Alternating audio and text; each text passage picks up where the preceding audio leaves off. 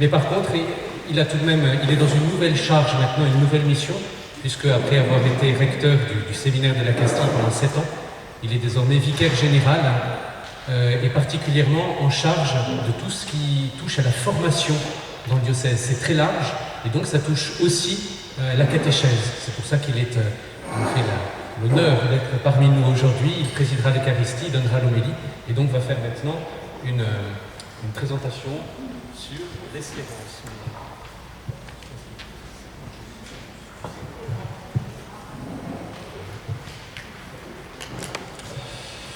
Merci Vincent. Bonjour à tous. Voilà, j'ai tout d'abord à vous présenter les excuses de Monseigneur l'évêque qui aurait pu et dû être avec vous aujourd'hui puisque c'est lui qui est le premier catéchiste du diocèse. La fonction d'enseignement fait partie de ses tâches, mais malheureusement il est en déplacement à Paris et il m'a prié de le remplacer, d'où ma présence avec vous aujourd'hui, effectivement au titre de tout nouveau vicaire général et responsable de la formation. Alors pour ce petit temps d'enseignement et de réflexion, on m'a donné le titre suivant, Espérance, mission des catéchistes. Vous en apprécierez la précision. Et quand j'ai demandé que justement on me donne un peu des précisions, on m'a dit, bien voilà, nous vivons en ce moment une époque particulière, une époque troublée qui affecte non seulement notre société, mais l'Église aussi, nos activités pastorales, et le catéchisme n'y fait pas défaut, avec le risque de tomber dans la morosité, dans la sinistrose. Donc aidez-nous à avoir un regard sur ce qui se passe, et surtout donner des raison d'espérer. Effectivement, une nouvelle année pastorale commence dans nos paroisses. Le caté reprend doucement aussi, sans doute dans des conditions difficiles, en échangeant avec l'un ou l'autre d'entre vous pendant la pause. J'ai vu que les situations sont extrêmement contrastées. Il y a certaines paroisses qui maintiennent à peu près leurs effectifs, d'autres où les rentrées sont vraiment perlées, petit à petit, d'autres qui déplorent une baisse des effectifs, et puis quelques-unes aussi, il y en a, une augmentation du nombre d'enfants. Donc une situation contrastée qui peut susciter nos interrogations. Interrogations certainement aussi des catéchistes. Vous êtes venus aujourd'hui, bravo, mais certaines n'ont peut-être pas osé franchir le pas, peut-être par crainte, voire même certaines ont souhaité abandonner leur ministère de catéchiste dans les situations actuelles, d'où le besoin de trouver de nouveaux bénévoles. Et puis dans nos groupes de catéchisme, au-delà de la question du nombre d'enfants, au-delà de la question des catéchistes engagés ou pas engagés, comment se comporter ? Les règles sont ce qu'elles sont, comment essayer de les vivre? Elles sont contraignantes, directives, mais en même temps difficilement lisibles, voire contradictoires. Comment est-ce que vous, en tant que catéchiste, pouvez et devez les vivre? Voilà la situation telle qu'elle est en ce début de rentrée pour le caté, mais bien entendu pour les autres activités pastorales dans les paroisses. Comment, pendant ce petit temps, puis-je vous aider à avoir un regard sur ce que nous vivons et en même temps donner des raisons d'espérer? Je le ferai en 3 points, 3 parties. La première partie, je l'intitule « Quelques réflexions chrétiennes sur la situation actuelle ». Autrement dit, je vais vous proposer, sous forme de questions à méditer, une manière de relire la période troublée que nous vivons. Ça peut vous être utile pour vous personnellement, dans votre propre cheminement chrétien. Ça peut être aussi utile pour faire réfléchir les enfants que nous recevons, dont nous avons la charge, et que nous devons aider à grandir dans la foi, eux aussi. Une relecture chrétienne et morale de l'expérience que nous vivons. C'est le premier point. Je ne vais pas détailler le déroulé de la crise, de ses causes, de son développement, les médecins s'en chargent, les journalistes plus ou moins, mais en essayant de prendre de la hauteur, je nous pose ce matin 3 questions sur notre vécu chrétien de ces événements. Première question, est-ce l'occasion d'une peur ou bien d'une expérience de la fragilité?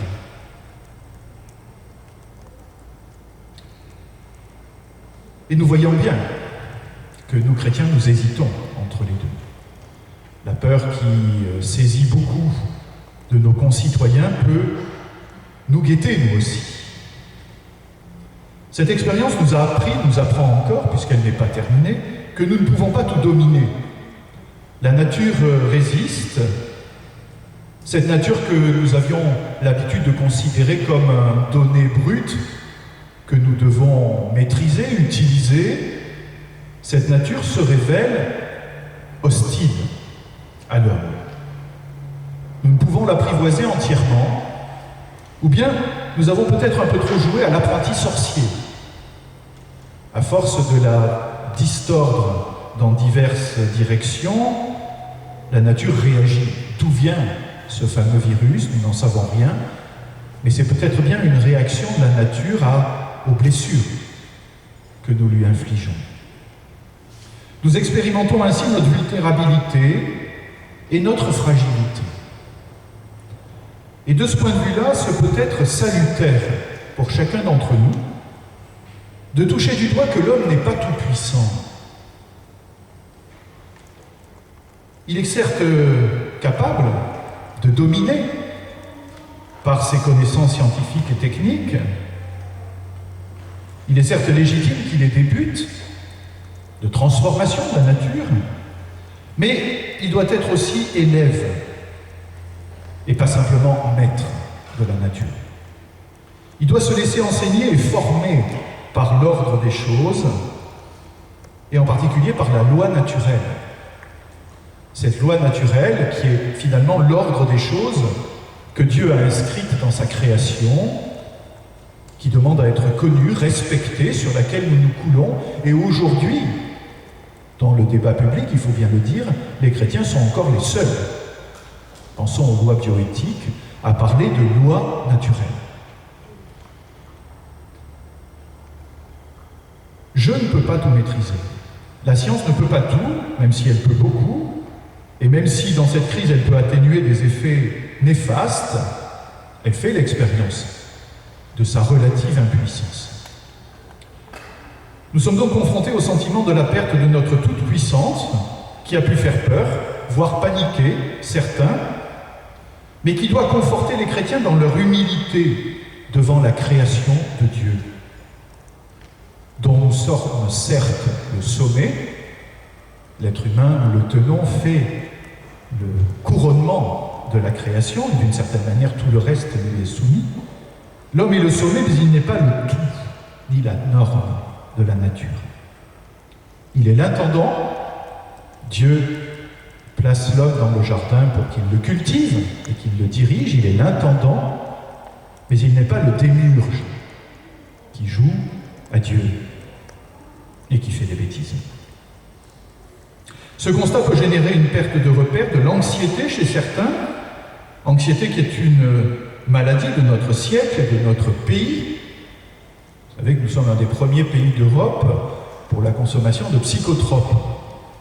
Et un médecin nous disait récemment, à nous les prêtres, dans une conférence, que pendant la crise, depuis la crise, la consommation de psychotropes, donc antidépresseurs, etc., a augmenté de 60% en France.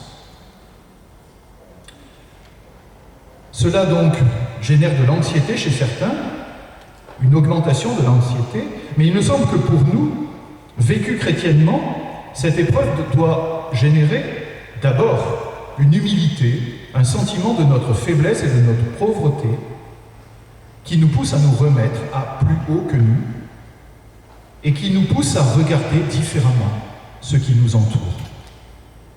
La nature n'est pas qu'un matériau offert à notre démesure, à notre volonté de toute puissance. Elle est un écrin, une mère nourricière qu'il ne faut pas bousculer, mais dont l'équilibre nous concerne et nous préserve. La nature est un maître dont nous avons à apprendre. C'est une école d'humilité qui nous est proposée, à mon avis, à nous chrétiens, face à la peur apocalyptique qui s'est développée, et on ferait à ce moment-là du virus le premier des cavaliers de l'Apocalypse. Ça, c'est le premier point. Donc, expérience de notre fragilité, de notre petitesse, plutôt que peur devant ce dérèglement de la nature dont nous sommes responsables. Vivons cette épreuve, vous voyez, pour nous et pour ces enfants dont nous avons la charge. Essayons de leur inculquer ce sentiment humble de notre puissance, certes, mais aussi de notre fragilité et de notre dépendance. Et ne nous laissons pas enfermer dans la peur. Premier point.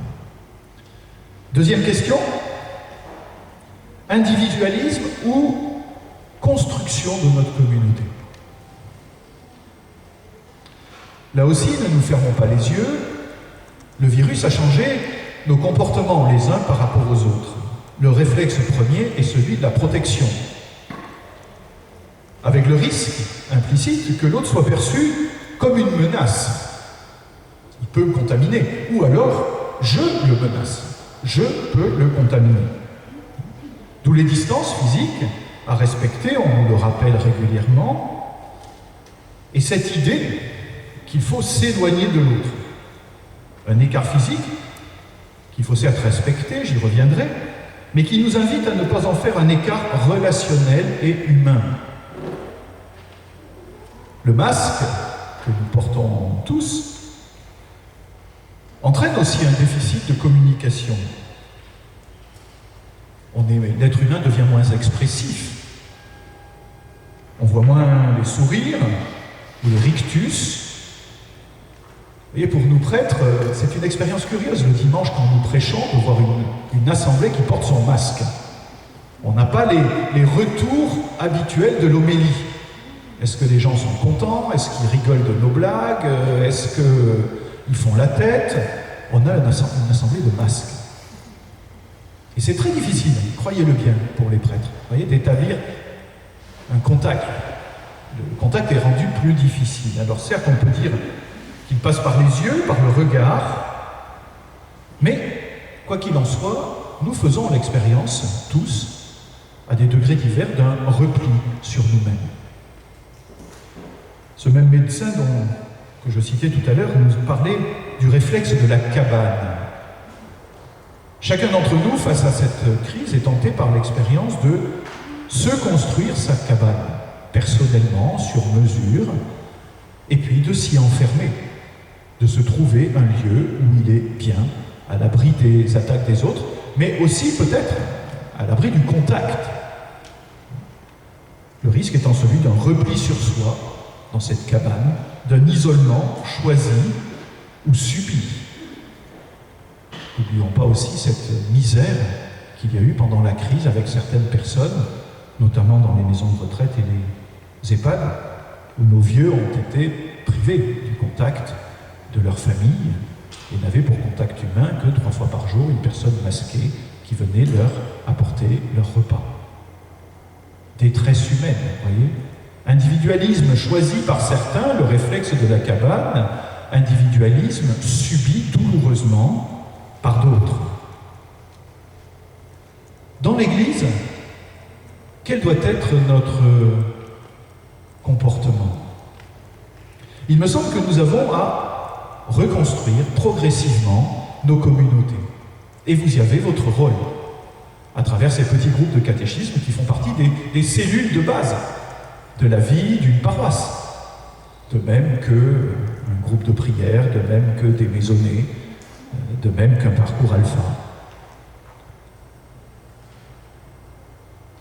Ne pas nous laisser enfermer dans cet individualisme, mais expérimenter et reconstruire une communion. Certes, les 2 mois et quelques de confinement que nous avons suivis nous ont invités à expérimenter différemment la communion des saints. Et j'espère que c'est ainsi que nous l'avons vécu. Nous n'avions pas de contact physique les uns avec les autres, vos groupes de caté avaient cessé. Vous avez certainement essayé de garder le contact, par téléphone, par d'autres moyens. Ça a été certainement une occasion d'expérimenter la communion des saints, c'est-à-dire des liens invisibles mais réels, de la grâce avec des personnes que l'on ne côtoie pas forcément. D'habitude, cette communion des saints, vous savez, on en parle entre les 3 dimensions de l'Église. L'Église militante, l'Église souffrante et l'Église triomphante. L'Église militante qui est sur terre, c'est nous, est en lien avec l'Église souffrante, de manière invisible mais réelle, l'Église du purgatoire, et elle est en lien aussi avec l'Église triomphante, l'Église du ciel. Et il y a des liens invisibles mais très réels qui unissent l'Église dans ces 3 dimensions. Et bien d'une certaine manière, à travers cette distanciation que nous avons vécue, ça a été certainement une invitation à vivre une communion des saints terrestres, à garder un lien, à prier pour les enfants de vos groupes de catéchisme, à continuer à essayer à leur transmettre leur enseignement en vous confiant à leurs prières.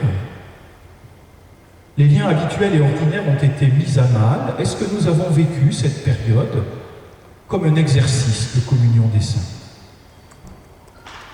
Et aujourd'hui, alors même si le virus est toujours là, mais les habitudes normales reprennent, les groupes de caté ont repris, essayons, tout en gardant cette dimension de communion spirituelle, les uns avec les autres et avec ceux dont nous sommes chargés, de reconstruire sans peur des relations réelles.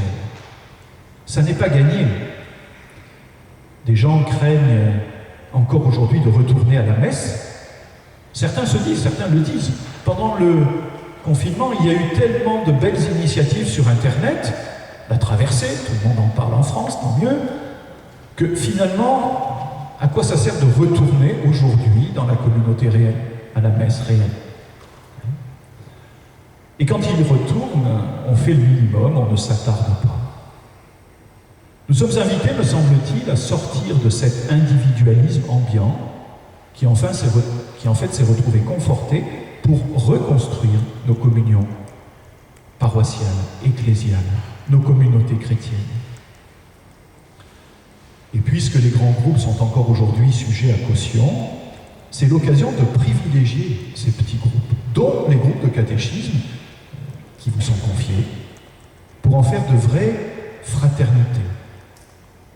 Pour que ces liens spirituels à distance que nous avons vécus soient toujours là, mais que petit à petit nous reprenions aussi une vraie vie de charité, dans le respect de chacun et la prudence. Une expérience de communion fraternelle. C'était le deuxième point de ma méditation, donc la deuxième question, individualisme ou reconstruction de nos communautés. Ne nous laissons pas enfermer par peur dans notre cabane, mais essayons, dans la communion des saints et dans le contact à nouveau possible, de rebâtir ces petits groupes de communion fraternelle. La troisième question, sombrer dans la léthargie ou faire l'œuvre de Dieu?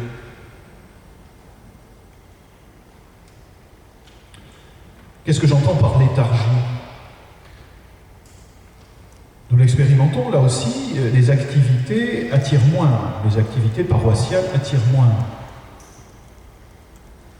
Vous savez, je suis hébergé dans la paroisse Sainte-Thérèse, Pont-de-Suze.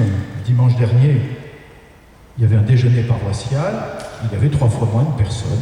Pourtant, la messe était pleine, à peu près.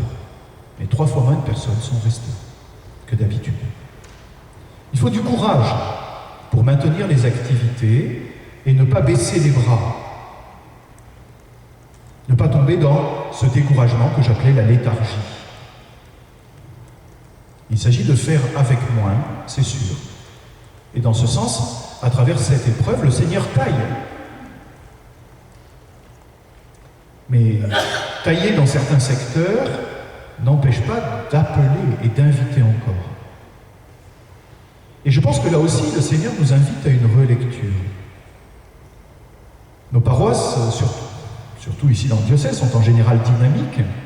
De multiples activités sont proposées, au risque parfois de disperser ou d'épuiser les prêtres, et parfois les fidèles aussi d'ailleurs.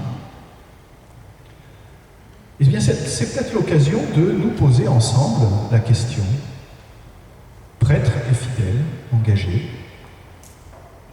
à travers ces événements, à travers cette reprise difficile de certaines activités, quelles sont celles que le Seigneur taille, qu'il nous invite peut-être à laisser de côté pour un temps? Et quelles sont celles qui sont vraiment essentielles à maintenir à tout prix, même avec un petit auditoire? Et pour celles-là, celles sur lesquelles il faut se concentrer, sans baisser les bras, sans se décourager, et en consentant des efforts parfois pour un petit troupeau, le petit reste d'Israël. Celles que nous maintenons, ces activités qui sont vraiment essentielles, se donner la peine pour aller chercher chaque brebis, personnellement et sans ménager notre peine.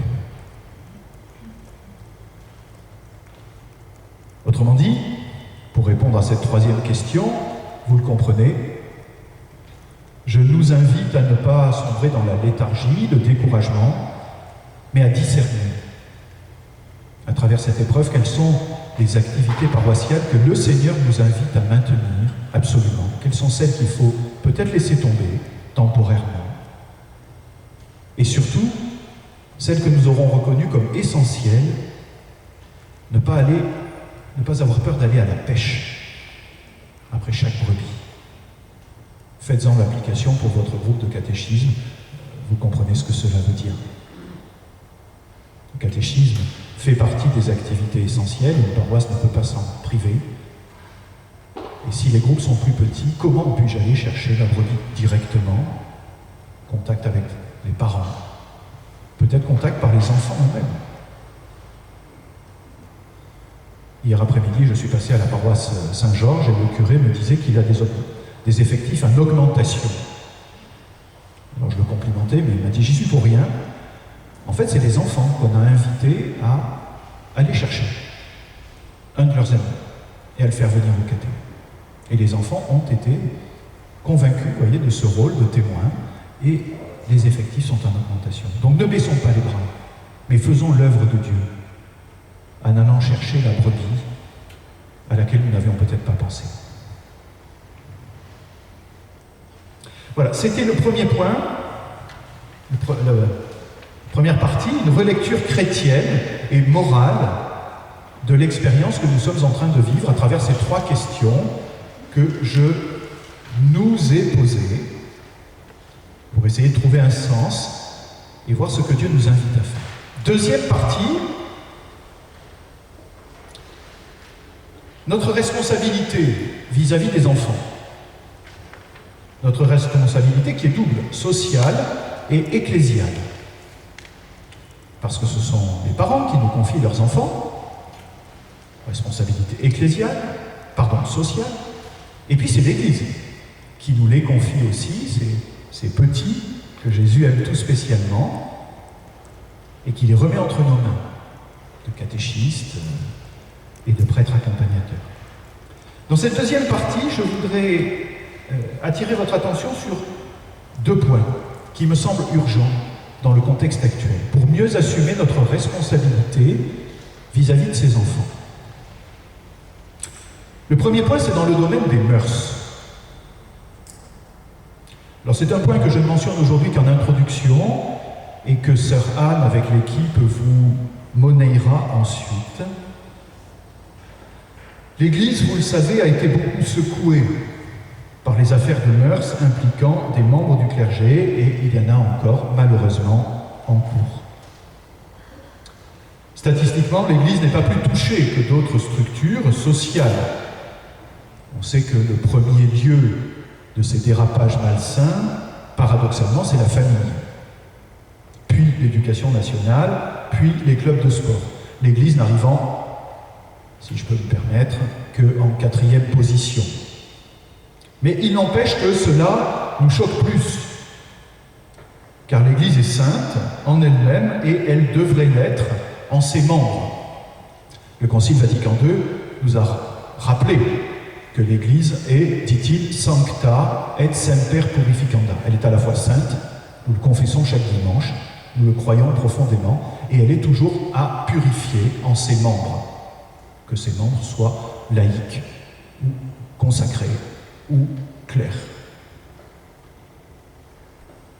Il reste que un témoignage, un contre-témoignage d'un chrétien pèse plus que celui d'une personne qui n'est pas chrétienne, à nos yeux et à ceux du monde.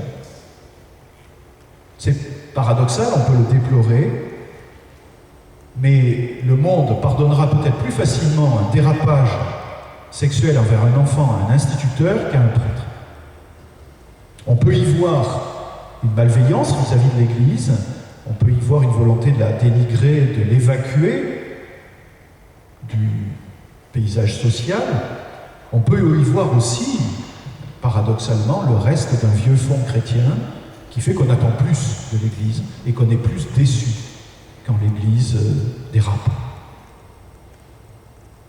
Devoir de vigilance, donc. En interne, l'Église doit pourvoir à la correction des membres qui ont chuté et prévenir les dérives possibles. En ce sens, dans le diocèse, 2 cellules ont été créées, une cellule sur les abus sexuels et une cellule sur les dérives sectaires et les phénomènes d'emprise. Et une formation sera proposée, sœur Anne vous en parlera, pour justement la prévention des abus sexuels, auxquels toutes les personnes qui ont affaire à des jeunes dans l'Église seront invitées à terme à participer. En externe, il s'agit de montrer que l'Église ne joue pas la politique de l'autruche, n'enterre pas les problèmes, ou ne les déplace pas, comme elle a pu le faire auparavant, mais se donne les moyens de vérifier qu'on ne confie pas des personnes fragiles, des enfants en l'occurrence, à certains susceptibles d'en abuser à des degrés divers. Donc en cette journée de rentrée, je tiens à vous rappeler votre devoir de catéchiste d'être irréprochable, moralement et théologiquement. Vous avez accepté un service de charité pour le bien de ces enfants, pour les faire progresser dans leur dignité d'enfants de Dieu, ou vers leur dignité d'enfants de Dieu, s'ils ne sont pas encore baptisés, pour les faire progresser dans la foi et la vie prière, ainsi que la vie morale, ce qui suppose que nous soyons, malgré nos limites, nos faiblesses, chacun d'entre nous exemplaires. Plus que jamais, l'Église attend et le monde attend de nous qui intervenons auprès des enfants une exemplarité. D'où ce point que je vous mentionne uniquement en introduction aujourd'hui, l'attestation d'honorabilité. Elle est déjà en cours au séminaire depuis 2 ans. Nous demandons aux séminaristes chaque année de nous fournir, de nous montrer un extrait de leur casier judiciaire. C'est en train d'être étendu aux prêtres qui devront, là aussi, chaque année, fournir à leurs doyens un extrait de leur casier judiciaire, en particulier ceux qui ont évidemment affaire avec les jeunes. Et ce sera ensuite certainement étendu à toutes les personnes s'engageant auprès des mineurs dans le cadre de l'Église. Caté, aumônerie, scoutisme, patronage, etc., etc. Donc à terme, cela vous sera certainement proposé et demandé. Comprenez bien que ça n'est pas pour entrer dans un régime de suspicion généralisée. Au contraire, l'Église vous est reconnaissante